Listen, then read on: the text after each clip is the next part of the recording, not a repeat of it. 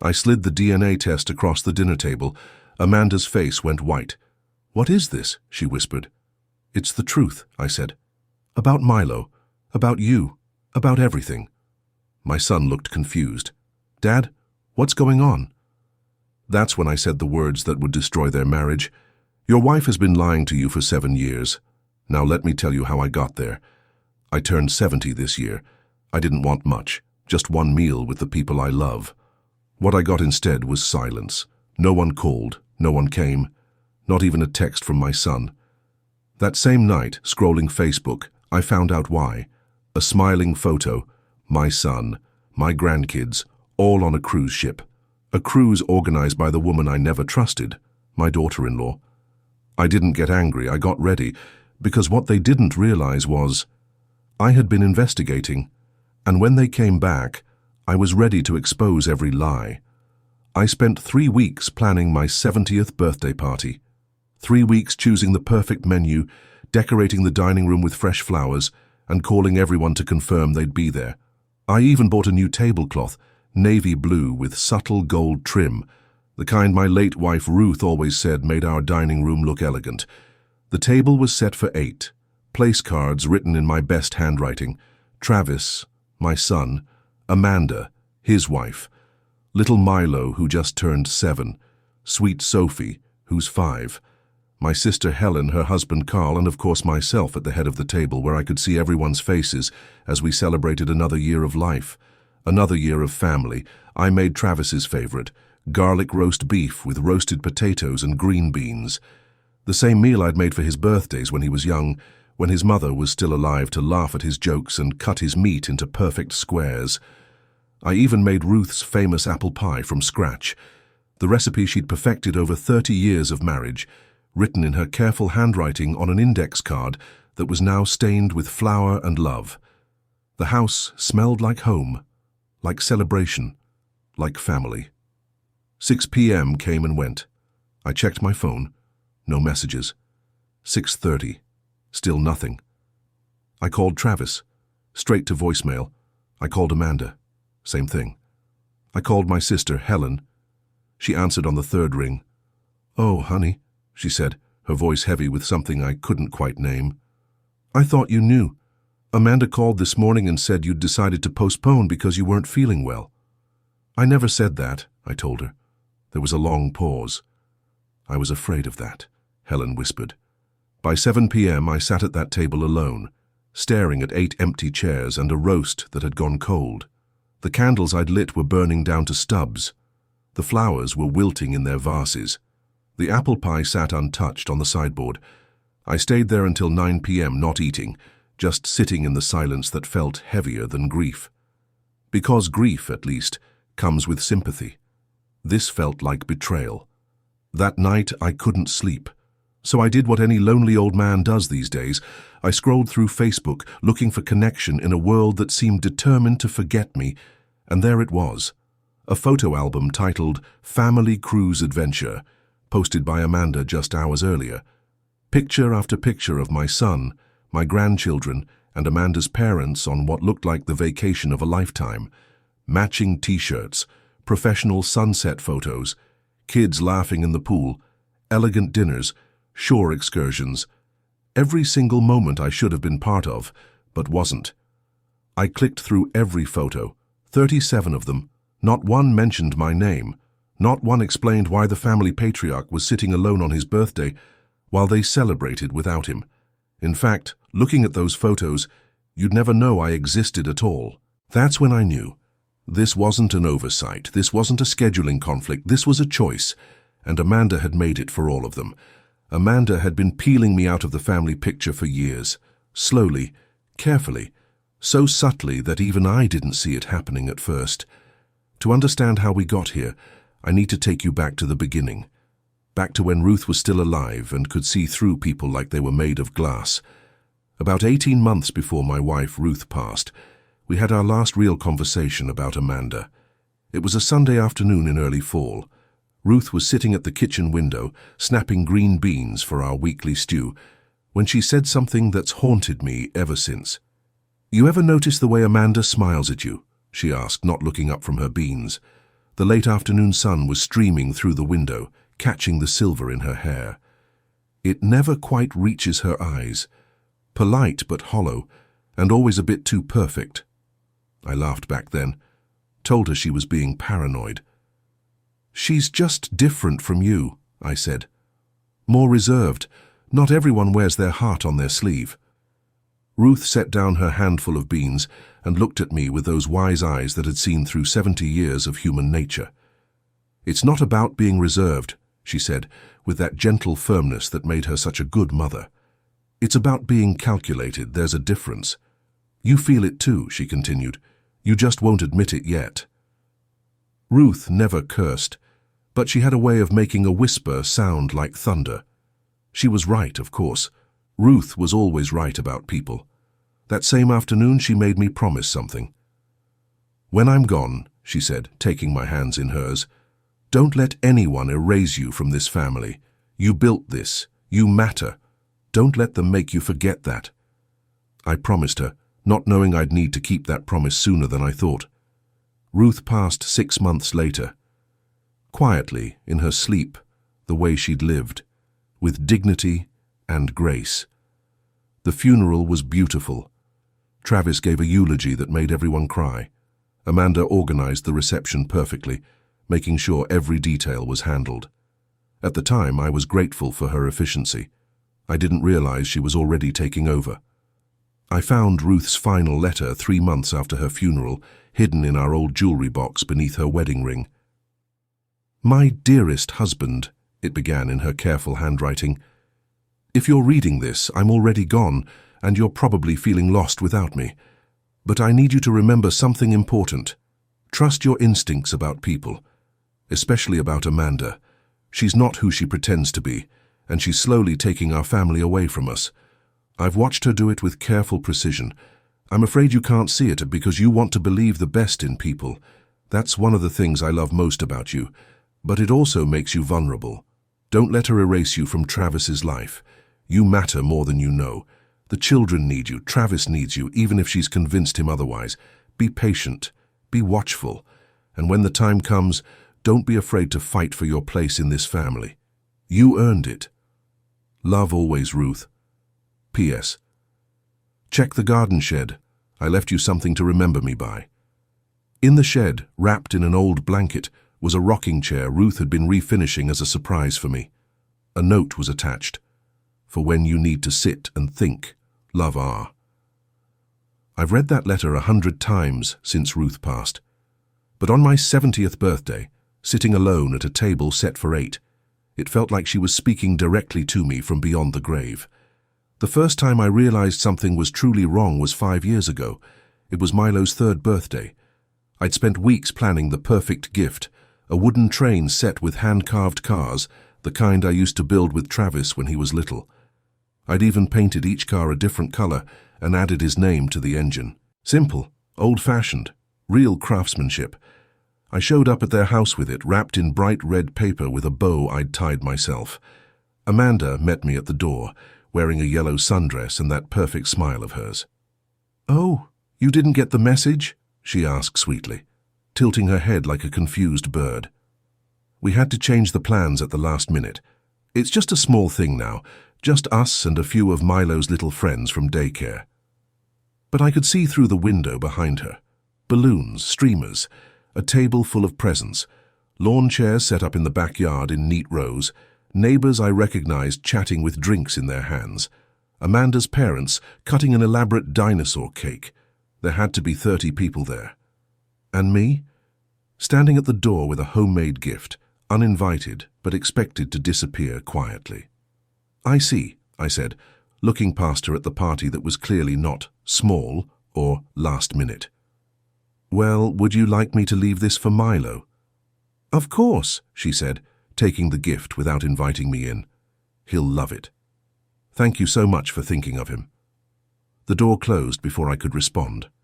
I stood on that porch for a full minute, listening to the laughter and music from inside, feeling like a stranger at my own grandson's birthday party.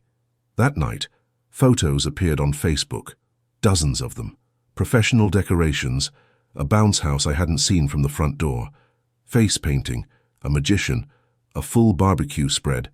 The caption read, "Milo's perfect third birthday.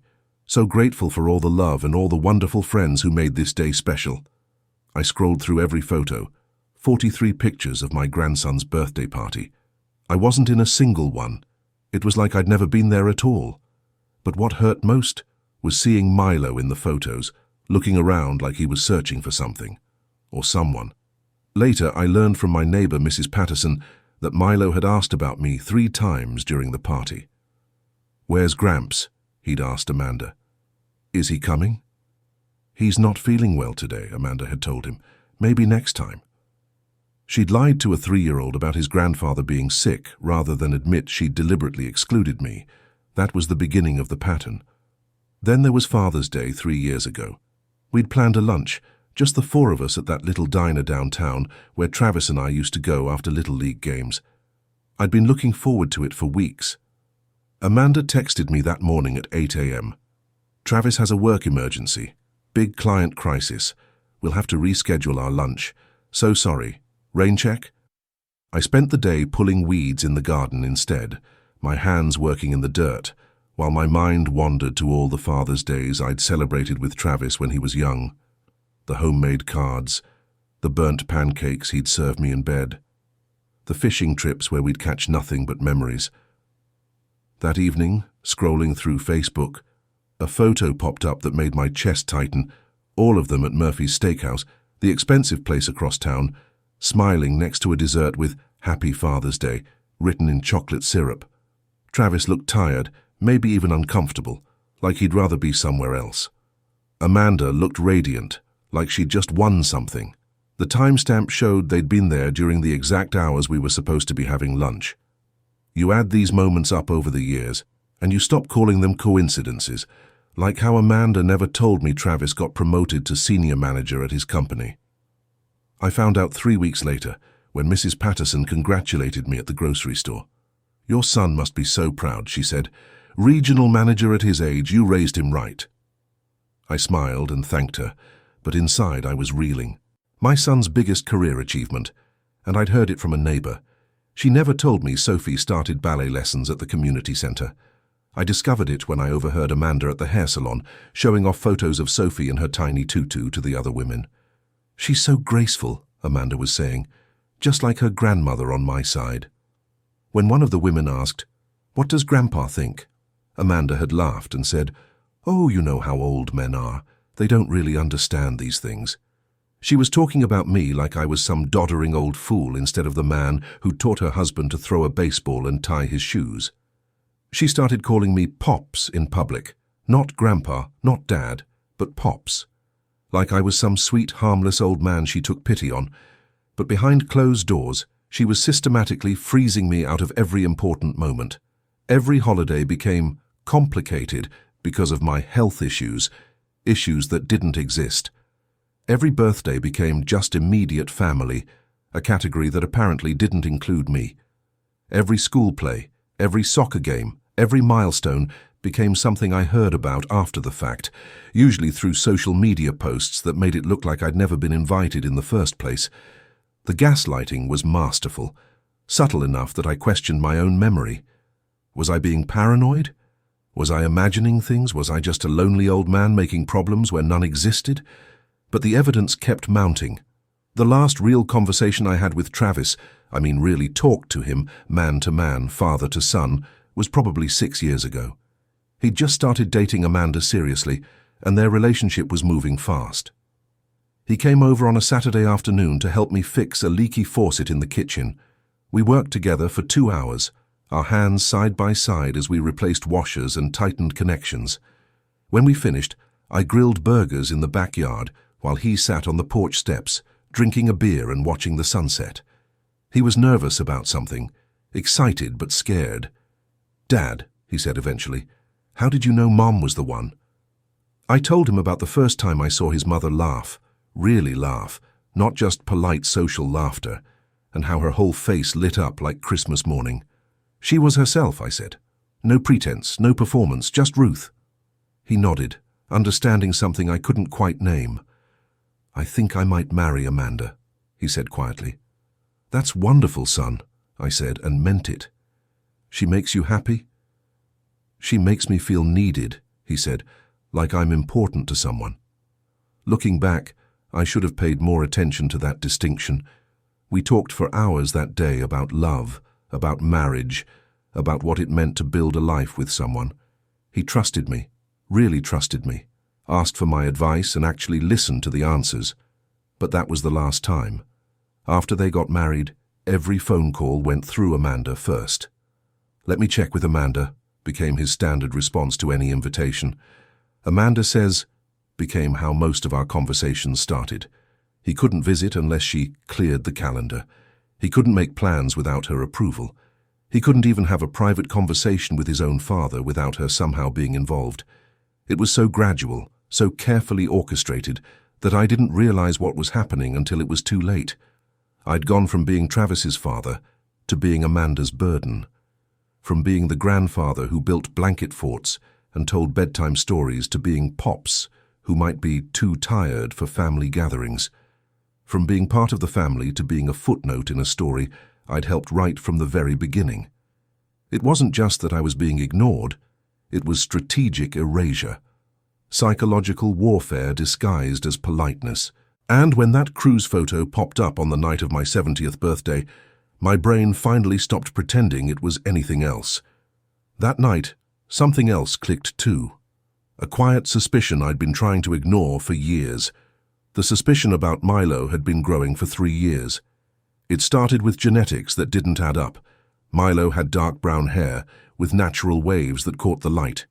His skin had an olive tone that bronzed beautifully in summer. His eyes were deep brown, almost amber in certain light. Travis had sandy brown hair and blue eyes. Amanda was blonde with green eyes and fair skin that burned easily. Now, I'm not a geneticist. I understand that children can inherit traits from grandparents, great-grandparents, distant relatives. Genetics are complex and unpredictable. But it wasn't just the physical differences, it was the timeline. Travis had only known Amanda for 6 months when she announced her pregnancy. They'd met at a coffee shop in downtown Portland. She was new to the city, working as a freelance marketing consultant, a job description that was vague enough to mean anything or nothing. Their relationship moved fast, too fast in retrospect. Within 3 months, she'd moved in with him. Within 4 months, they were talking about marriage. Within 6 months, she was pregnant. They rushed the wedding, a small courthouse ceremony with just immediate family, Amanda's parents and a few friends. I remember studying the wedding photos afterward. Amanda looked radiant, but there was no visible baby bump. Her dress was form-fitting, elegant, with no attempt to hide or accommodate a pregnancy. For someone who was supposedly 4 months along, she looked remarkably not pregnant. Then suddenly, in what she claimed was her 7th month, she looked full-term. My late wife Ruth had whispered to me over Sunday dinner once, about 3 months before she passed, "Either that baby's coming very early, or Amanda's been creative with her dates." Ruth was a nurse for 40 years. She'd seen thousands of pregnancies. She knew what 7 months looked like. But I'd pushed the suspicion away, told myself Ruth was just being overly cautious, maybe even jealous of the woman who'd captured her son's heart so quickly. Besides, Milo was born right on schedule according to Amanda's timeline. A healthy, beautiful baby who became the center of Travis's universe. I fell in love with him immediately. It didn't matter whose DNA he carried. He was part of our family. At least that's what I told myself. But the doubt lingered, especially when I noticed how carefully Amanda controlled information about her pregnancy. There were no early ultrasound photos, no stories about morning sickness or cravings, no baby shower. She said she preferred to keep things simple. And when I asked to see Milo's birth certificate for insurance purposes, she always had an excuse. 3 years later, when Sophie was born, everything was different. Amanda documented every moment of that pregnancy. Weekly photos showing her growing belly, daily updates about symptoms and doctor visits, an elaborate baby shower with dozens of guests, professional maternity photos that filled her social media for months. The contrast was striking. Why document the second pregnancy so thoroughly when the first had been so private? Unless there was something about the first pregnancy she didn't want documented. 2 years ago, during one of Milo's rare overnight visits, he'd left his toothbrush in my bathroom. I'd found it the next morning and set it aside, planning to return it. But something made me hesitate.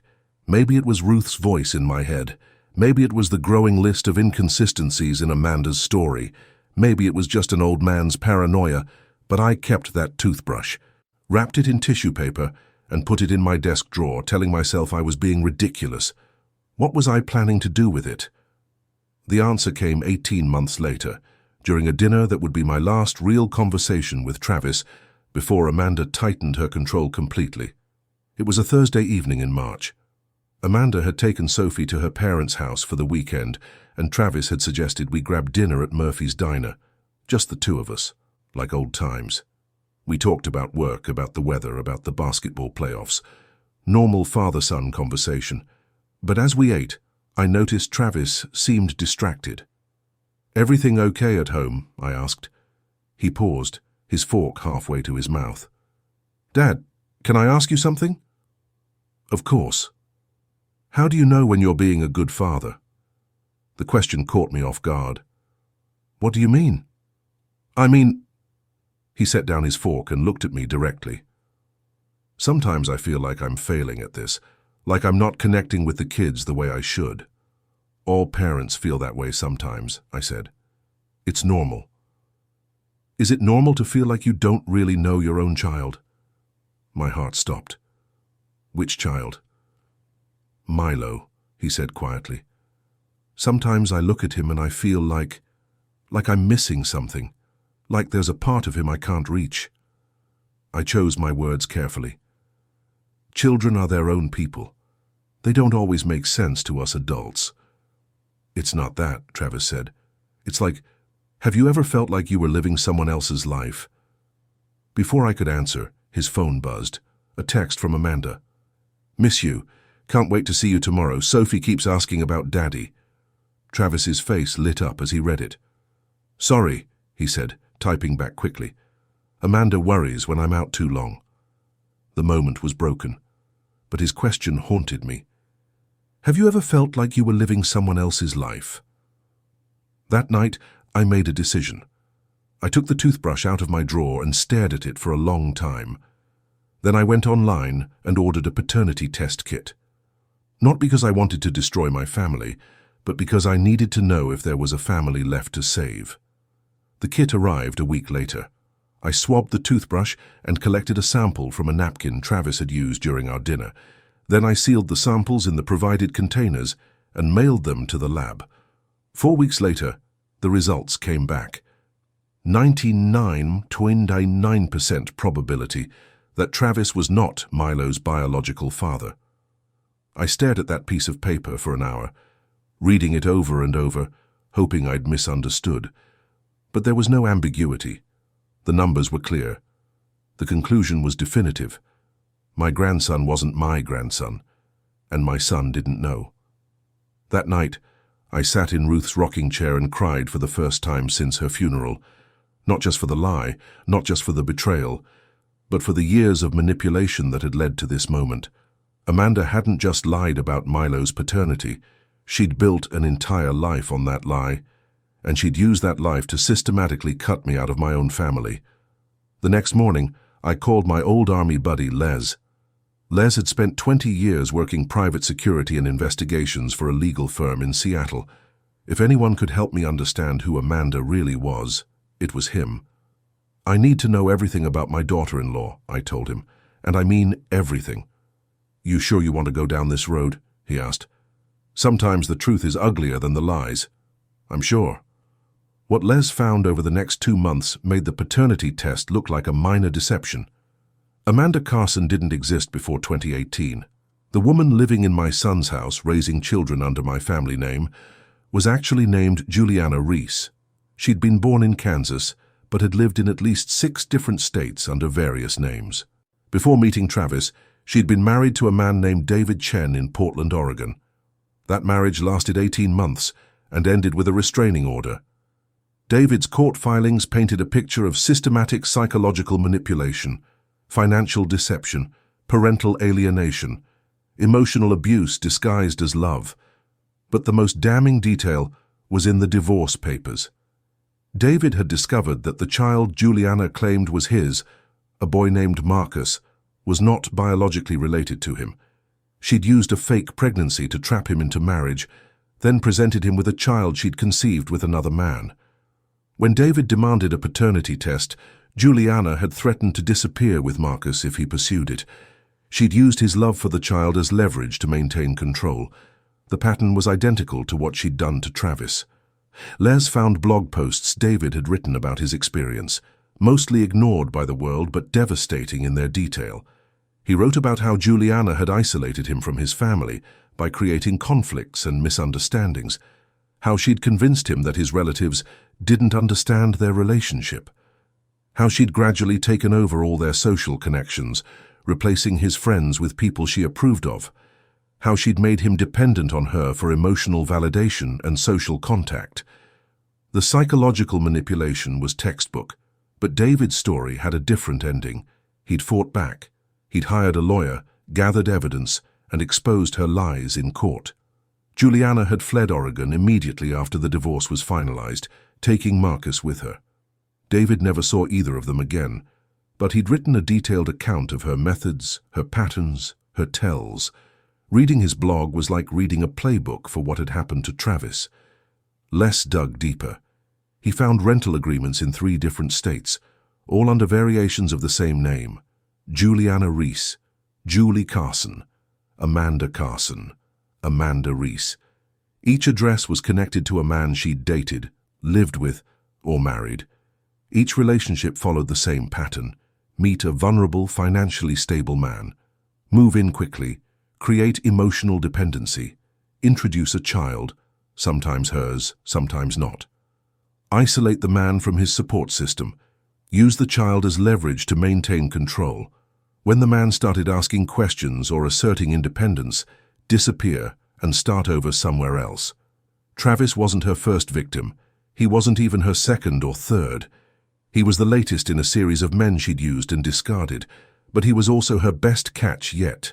Stable career, comfortable income, emotionally vulnerable after his mother's death, and, most importantly, a trusting nature that made him easy to manipulate. She'd played him like a professional, but she'd made one critical mistake. She'd underestimated his father. She'd assumed that an old man, grieving his wife and isolated from his family, would be easy to marginalize. She'd been wrong. 2 days before Travis and the kids returned from their cruise, Amanda made her final play. It was a Tuesday morning, around 10 a.m. I was in the garden, pulling weeds from Ruth's flower bed, when I heard a car door slam in my driveway. I looked up to see Amanda walking toward me, carrying a bottle of wine and wearing a white sundress that made her look innocent and apologetic. Her smile was radiant. "Hi, Dad," she said, using the title she'd never used before. "I hope I'm not interrupting anything important." I stood slowly, brushing dirt from my hands. "Not at all. What brings you by?" She held up the wine bottle, expensive, with a ribbon tied around the neck. "I wanted to apologize," she said, her voice soft and sincere. "I know you probably felt left out about the cruise. I should have called you before we left." I didn't respond immediately, just looked at her, studying her face for tells. "The thing is," she continued, "it was such a last-minute opportunity. Travis's boss offered him the tickets as a bonus, and we literally had to leave the next day. There wasn't time to arrange anything." Another lie. I'd seen the photos, the matching t-shirts, the professional photography, the elaborate shore excursions. Nothing about that cruise had been last minute. "I see," I said, staring at the table instead of her. She kept talking, as if words could smooth over a lie that polished. "But I felt terrible about the timing," she went on, "especially with your birthday. I know how much family means to you." She stepped closer, lowering her voice like we were sharing a secret. "Between you and me, I don't think Travis even realized it was your birthday when we left. He's been so stressed with work lately. You know how men are. They lose track of dates. She was trying to absolve Travis of responsibility. making him the victim of circumstance rather than a participant in my exclusion. "Would you like to come in?" I asked. "That would be lovely." I led her to the kitchen where she placed the wine on the counter with ceremonial precision. "This is from a little vineyard we visited in Napa," she said. "I thought you might enjoy it." "That's very thoughtful." She looked around the kitchen, her eyes taking in the details. The photos on the refrigerator, the stack of unopened mail, the single coffee cup in the sink. "You know," she said, "I worry about you sometimes. Living alone in this big house, it must get lonely. I manage. I hope you know that you're always welcome at our house. Travis would love to have you over more often." "Would he?" "Of course. You're his father. You mean everything to him." She paused, studying my face. "I know you probably feel left out sometimes," she said, her voice dropping to that sweet venom tone I'd learned to recognize. "But you have to understand. We're trying to create new traditions, build our own family identity. And where do I fit in that identity? You're the foundation," she said quickly, "the patriarch, the one who made all of this possible." But her eyes said something different. Her eyes said, "You're the past, we're the future." I poured myself a glass of water and leaned against the counter. "Can I ask you something, Amanda?" "Of course." "Do you think I'm a good grandfather?" The question caught her off guard. "What do you mean?" "I mean, do you think I have a positive influence on Milo and Sophie? Do you think they benefit from having me in their lives?" She was quiet for a long moment, calculating her response. "I think you love them very much," she said finally, "and they love you too." "That's not what I asked." Another pause. "I think sometimes older people have different ideas about how children should be raised, different expectations." "What kind of different expectations?" "Well, you grew up in a different time, when discipline was harsher, when children were expected to be seen and not heard." I almost laughed. "You think I'm too strict with them?" "I think you expect them to behave like little adults instead of letting them be kids." This was rich. The woman who'd forbidden me from taking Milo to the park because it was too dangerous was accusing me of being too controlling. "I see," I said. "And you think they'd be better off with less influence from me?" "I think they'd benefit from spending time with people who understand modern parenting." There it was. The knife, slipped between my ribs with surgical precision. People who understand modern parenting, as if my 43 years of being a father and grandfather counted for nothing, as if the man who'd raised Travis to be successful, kind, and responsible had nothing to offer his grandchildren. I smiled and took a sip of water. "You know, Amanda, I've been thinking about family traditions lately." "Oh?" "My wife Ruth used to say that families are like trees. The roots run deep, but the branches grow in different directions." "That's beautiful." "She also used to say that you can't cut down a tree by trimming the branches. You have to dig up the roots." Amanda's smile flickered. "I'm not sure I follow." "I think you do." We stared at each other across the kitchen. Two people who'd been playing a game for years, finally acknowledging the rules. "I should go," she said, glancing at her watch. "The kids will be back from the cruise tomorrow, and I want to make sure everything's ready for them. Of course, thank you for the wine. I hope you'll think about what I said about spending more time with us, as a family." "I will." She headed toward the door, then paused. "Oh, and Dad? I was thinking we could have you over for dinner this weekend. Just the family, a nice quiet evening." "That sounds wonderful." "Saturday at 6? I'll be there." After she left, I stood in the kitchen for a long time, staring at the bottle of wine she'd brought. It was expensive, thoughtful, the kind of gift that said I care about you without actually meaning it. I opened my laptop and researched the vineyard. The wine was from a shop in Portland, not a vineyard they'd visited. The price tag was still on the bottom, $12.99. Even her peace offering was a lie. But that wasn't what bothered me most. What bothered me was the conversation itself. Amanda had come to my house to deliver a message. "Stay in your lane, old man. Accept your diminished role. Stop asking questions. Stop expecting to be included. Stop mattering." She'd wrapped the message in concern and affection, but the meaning was clear. I was being managed, handled, prepared for my final exit from the family stage. But Amanda had miscalculated. She'd assumed that an old man, isolated and grieving, would accept whatever scraps of family connection she chose to offer. She'd been wrong before. She was wrong now. I walked to my desk and pulled out the folder Les had compiled. Court documents, background checks, police reports, David Chen's blog posts, and at the bottom, in a manila envelope marked Confidential, the DNA test results. Saturday dinner was 3 days away, time enough to prepare my own message. Saturday arrived grey and drizzling, the kind of Pacific Northwest evening that makes you grateful for warm houses and family dinners. I spent the afternoon in Ruth's rocking chair, rehearsing what I was going to say. How do you tell a man his entire life is built on lies? How do you destroy a family to save it? At 5:45 p.m., I drove to Travis's house, the house I'd helped him buy in the neighborhood where I'd taught him to ride a bike. The porch light was on. Through the window, I could see the warm glow of the dining room. Set for what Amanda probably thought would be my farewell dinner, Travis answered the door with a genuine smile, the first I'd seen from him in years. "Dad, right on time. Come on in." He looked rested, happy. The cruise had been good for him. "How was the trip?" I asked, hanging my coat on the hook by the door. "Incredible. The kids had such a blast, and Amanda's parents are really wonderful people." Amanda's parents, the people who'd been included in my grandson's vacation while I sat alone on my 70th birthday. "I'm glad you enjoyed it." In the living room, Milo was building with Legos on the coffee table. "Gramps!" he shouted, running to hug my legs. "I missed you. I brought you a present." He handed me a small shell painted bright blue.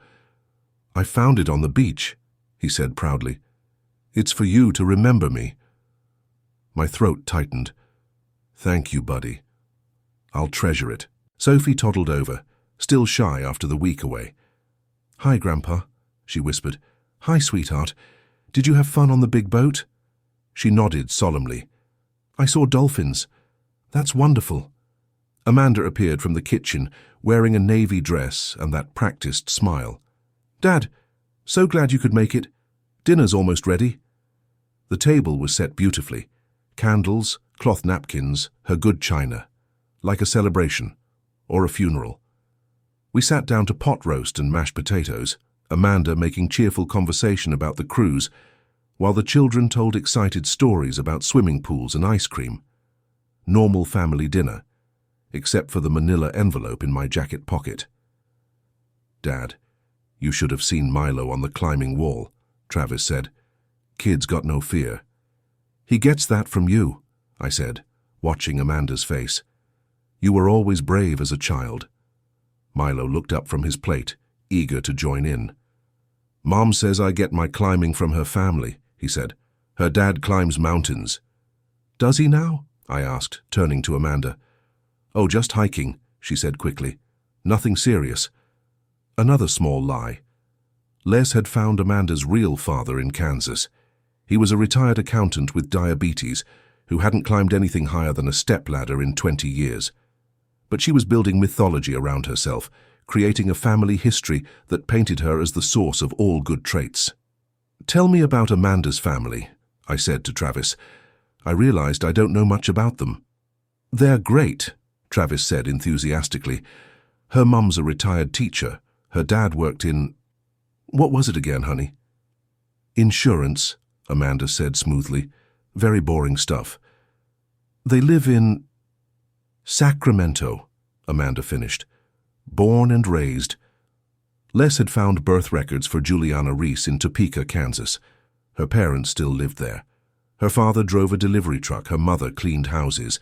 Nothing wrong with those jobs, but they weren't retired teachers and insurance executives living in Sacramento. Every detail was a carefully constructed fiction. "It's nice that the kids get to know all their grandparents," I said.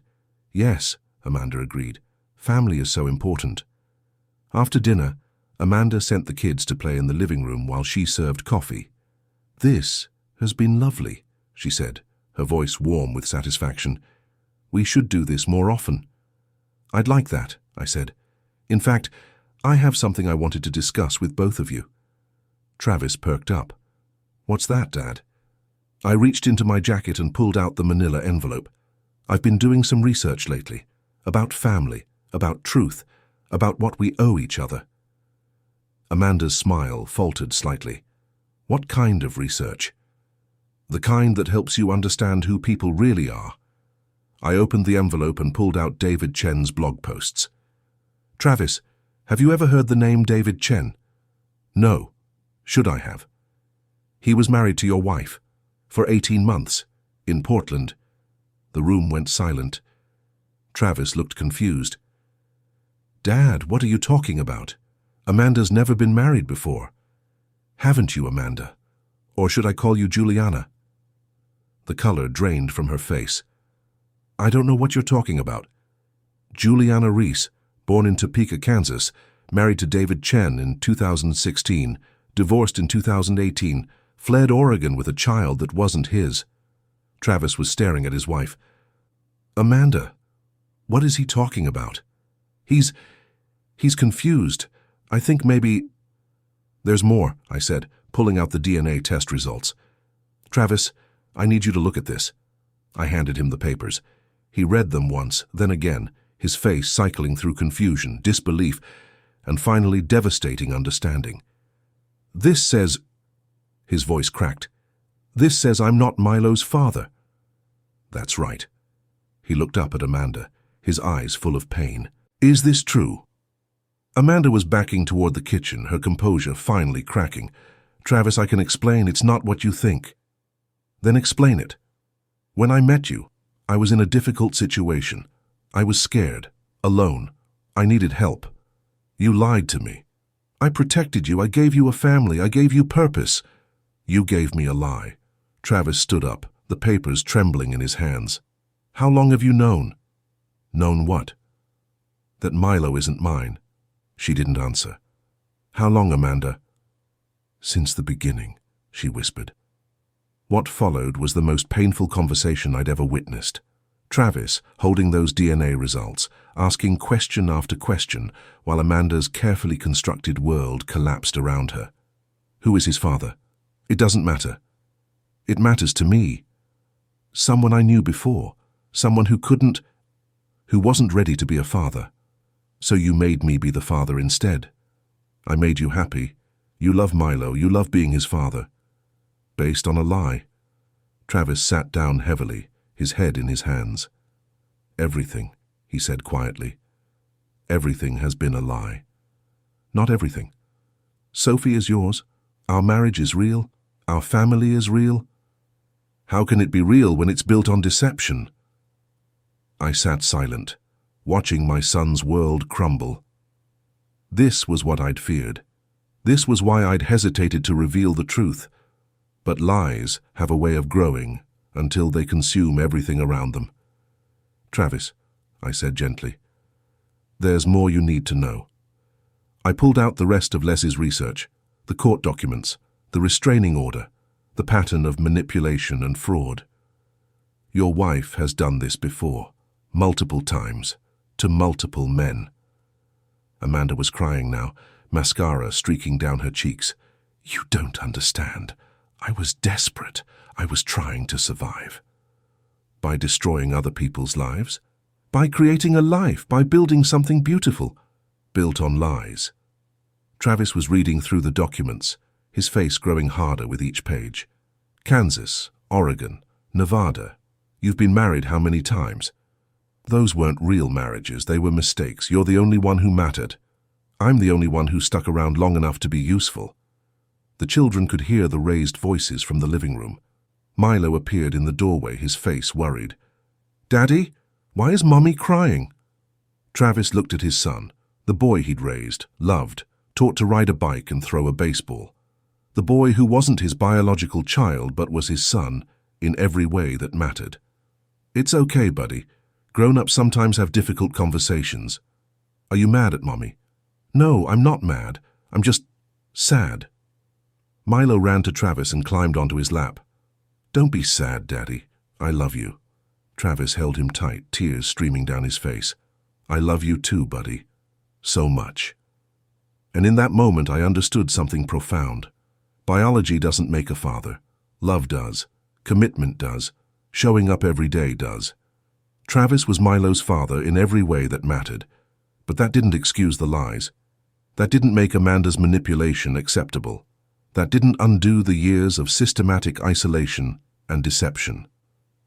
What happens now? Travis asked quietly. Now you make choices, I said, about what kind of family you want to build, about what kind of truth you want to live. I need time to think. Of course you do. Amanda stood up, wiping her eyes. I should pack some things, stay at my parents' house for a few days. Which parents?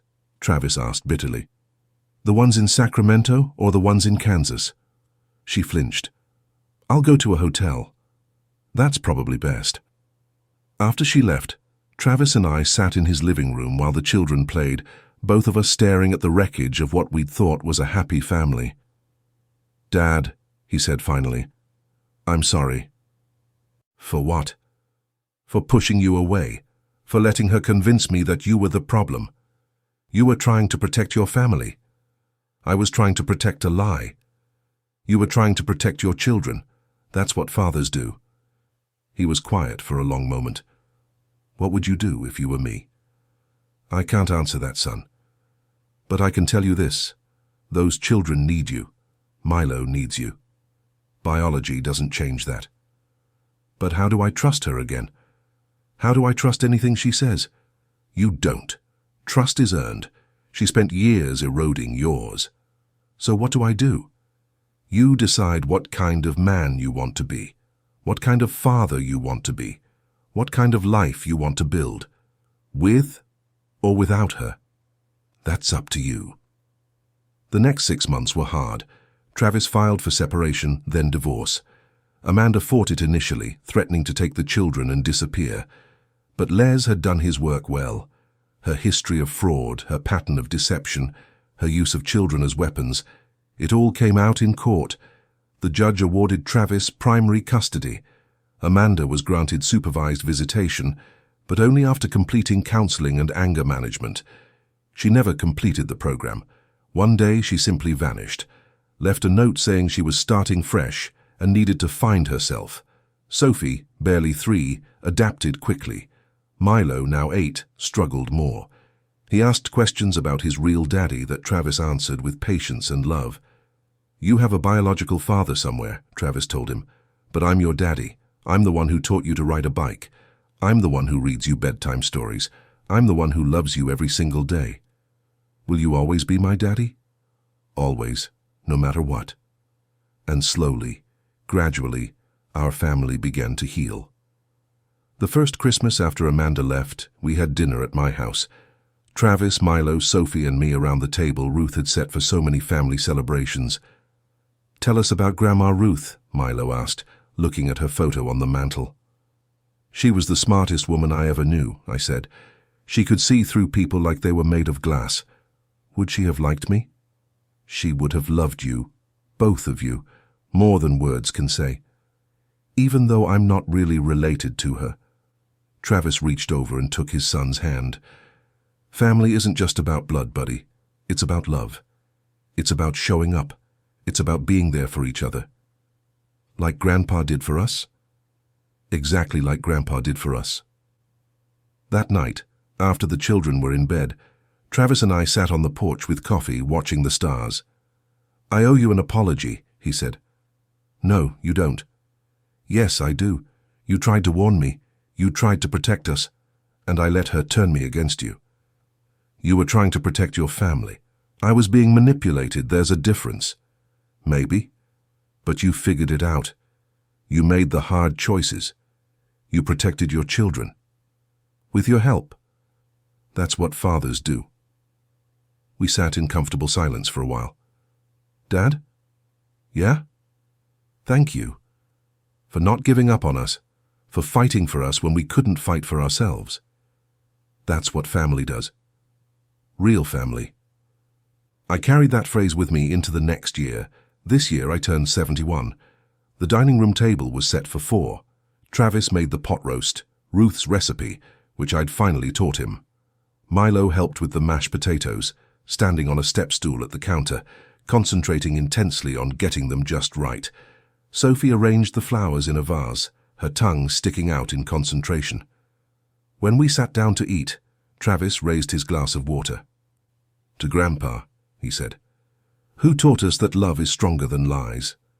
"To Grandpa," the children echoed. "To family," I said. "To truth. To second chances." "To family," they replied. After dinner, Milo presented me with a gift he'd made at school, a photo frame decorated with painted macaroni, holding a picture of the 4 of us from our last camping trip. "So you can remember us," he said seriously. "I could never forget you," I told him, "even if we're not really related. Especially because we're really related, not by blood, but by choice, by love, by showing up for each other." "That's the best kind of family," Sophie announced, parroting something she'd heard Travis say.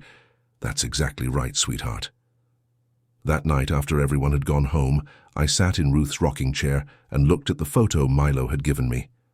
4 generations of chosen family, imperfect, complicated, rebuilt from the wreckage of lies, but real. Finally, truly real. I could almost hear Ruth's voice in the wind. "You did good, honey. You fought for what mattered." Sometimes the people who try to erase you from your own story end up teaching you who you really are. Sometimes the families we choose are stronger than the ones we're born into. Sometimes the truth hurts so much it heals. And sometimes, if you're patient enough, if you're brave enough, if you love enough, the family you fight for becomes the family you were meant to have all along. My name is William Carson. I'm 71 years old. I'm a father, a grandfather, and a survivor. And this is the story of how I saved my family by nearly destroying it. The truth, as my Ruth used to say, has a way of setting everyone free. But some truths don't come easy, and once they're spoken, there's no going back. Subscribe to hear more of this story. If you've ever felt pushed out of your own family, this one's for you. Drop a comment. What's your biggest takeaway from this part of the story? Have you ever been in a similar situation? And where are you watching from? I'd love to know who's out there listening. This isn't just my story.